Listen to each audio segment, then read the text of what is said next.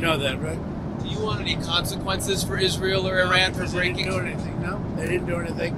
They would have if I put out a statement on truth, and they didn't do anything. Sir, how are you confident that this might not happen again? Say in a couple weeks then? Tired of it. I think they don't want it to happen again. And Iran's not going to have a nuclear weapon, by the way. I think it's the last thing on their mind right now.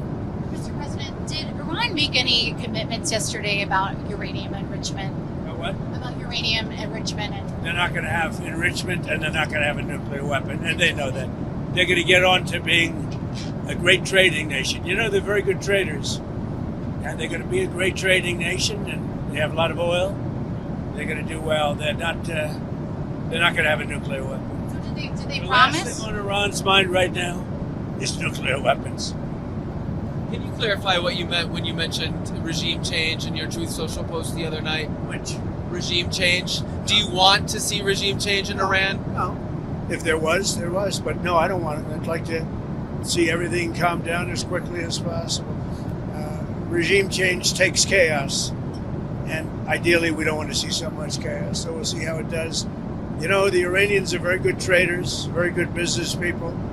And they got a lot of oil. They should be fine. They should be able to rebuild and do a good job.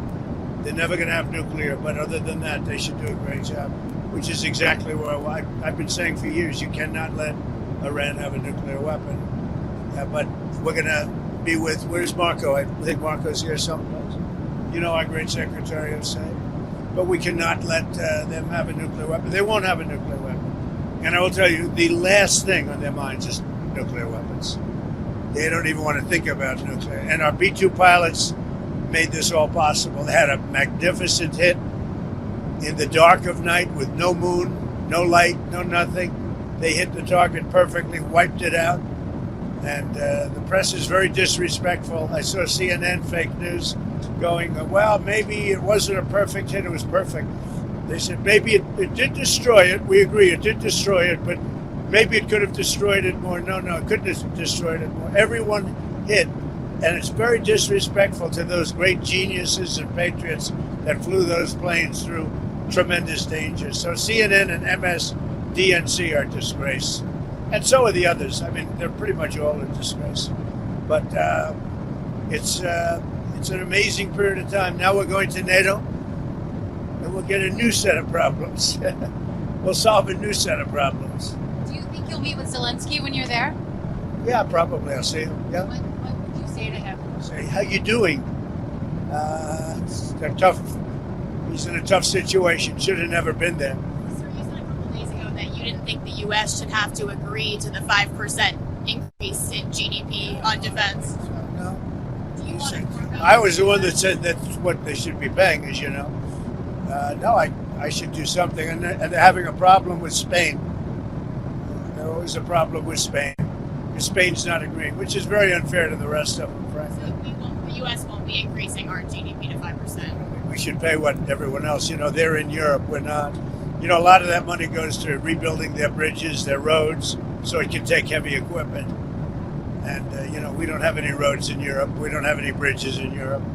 So, no, it wouldn't be quite the same thing for us. But we're with them. Are you still committed to Article 5 of NATO? It depends on your definition. There's numerous definitions of Article 5. You know that, right? But I'm committed to being their friends. You know, I've become friends with many of those leaders, and I'm committed to helping them. What do you want the role of NATO to be going forward once these other countries are spending more? By having a unified system, I think we're going to have stronger peace, better peace. And I think we have that. You know, when I went to NATO, they were broke. When I first started this whole thing, it seems like a long time ago, 9 years, right? But they were broke. I knew it immediately. I said, you guys are broke. They weren't paying their dues. 7 of the 28 countries, at the time it was 28, were paying their dues, but they weren't paying very much. NATO was broke. Then I said, you're going to have to pay. And we did a whole thing, and now they're paying a lot. Then I said, you're going to have to lift it to 4% or 5%. And 5% is better. I guess they're voting on that today, but they're going to be lifting it to 5%. That's good. It gives them much more power. Mr. President, if there's language in the final summit declaration about aggression by Russia, Would you be okay with that kind of language? Well, I'll have to take a look at it, but I'd like to see a deal with Russia. As you know, Vladimir called me up. He said, "Can I help you with Iran?" I said, "No, I don't need help with Iran. I need help with you." And I hope we're going to be getting a deal done with Russia. It's a shame. 6,000 soldiers died last week. More, 6,500 soldiers died last week. Russia, Ukraine, a war that never would have happened if I was president. So enjoy your flight. Let me ask you one more follow-up. In your comments just now about Article 5, that will probably make some people in Europe concerned. Can you clarify what you mean? Are you still committed to mutual defense? I'm committed to saving lives. I'm committed to life and safety. And I'm going to give you an exact definition when I get there. I just don't want to do it on the back of an airplane.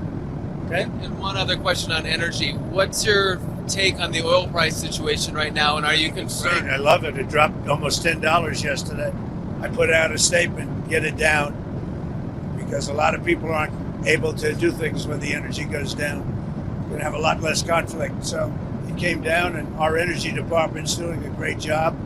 We're drilling like we've never drilled before. We're keeping it down. We're going to keep it down until all these wars are settled. Thank you very much, everybody. I'll see you. Iranian sleeper cells in the United States. Biden led a lot of supercells, and Biden was an incompetent president and had no idea what he was doing. He hardly ever signed a document. Other people signed documents for him with the auto pen. It was gross incompetence. And among everything else, he let a lot of supercells in, many from Iran. But hopefully we'll take care of them. What Biden did to this country should never be forgotten. Do you think you'll get the Nobel Peace Prize now, sir?